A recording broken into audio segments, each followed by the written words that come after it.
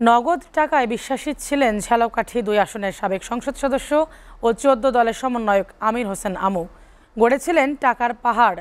উন্নয়নমূলক সব কাজ থেকে দিতে হতো নগদ ১০ ভাগ টাকা। সংবর্ধনায় স্বর্ণের নৌকা উপহার ছাড়া মনে কষ্ট পেতেন। এছাড়া শোনা যায় টাকার জাজিমে ঘুমাতেন তিনি। স্থানীয় এমন কোনো নিয়োগ বাণিজ্য নেই যা তিনি করেননি। জোর করে সরকারি জমি দখল করে গড়েছেন নাম সর্বস্ব শিক্ষা প্রতিষ্ঠান। ঝালকাঠি থেকে বরকত হোসেন মৃধার প্রতিবেদন।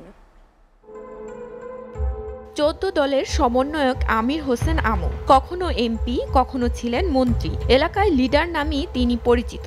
অনেকের মুখে ঝালকাঠির অভিভাবক। ফ্যাসিস্ট আওয়ামী লীগ সরকার আমলে ৩ বার সংসদ সদস্য হন, হয়েছেন সরকারের শিল্পমন্ত্রী। ১৪ দলের মুখপাত্র হয়ে প্রভাব বিস্তার করছেন সর্বত্রই। পুলিশ প্রশাসনকে ব্যবহার করে যাকে ইচ্ছে তাকে ধরিয়ে নির্যাতন করতেন। যেহেতু এলটিএম এর কাজ ওটা আমার প্রাপ্য, কিন্তু তারপরও আমাকে তাকে টাকা দিয়ে কাজ করতে হয়েছে।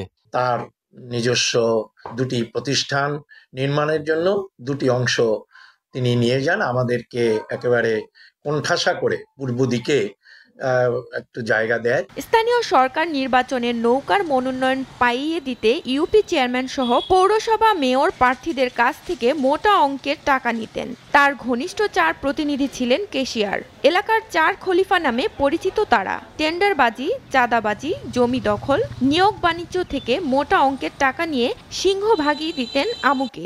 সব সেক্টরেই ছিল তার দলীয়করণ। তার কলেজের সামনে ৪০ কাঠা জায়গা সে নিয়ে গেছে। এই আমু আমাদের পেট্রোল পাম্প ঘুরিয়ে দিছে, সব ঘুরিয়ে দিছে।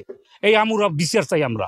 ঝালকাঠি কালেক্টরেট স্কুলের জমিতে প্রভাব বিস্তার করে আমির হোসেন আমু ও তার প্রয়াত স্ত্রীর নামে ২টি প্রতিষ্ঠান গড়েন। কালেক্টরেট স্কুলের জন্য প্রস্তাবিত জেলা প্রশাসনের পুরো জমি ৩ ভাগ করে ১ ভাগ দেওয়া হয় কালেক্টরেট স্কুলকে। বাকি ২ ভাগ আমির হোসেন আমু ও তার স্ত্রীর নামে ভূমি মন্ত্রণালয়ের মাধ্যমে বন্দোবস্ত করিয়ে আনেন।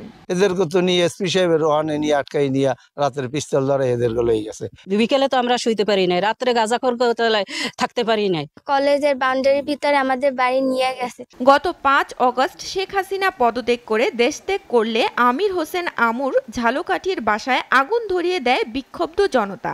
রাতে সেই ভবন থেকে নগদ ৫ কোটি টাকা উদ্ধার করা হয়। এর মধ্যে অর্ধেকই পোড়া ছিল।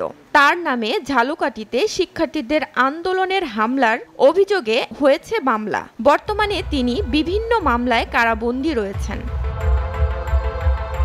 এসিটিভি নিউজ ডেস্ক।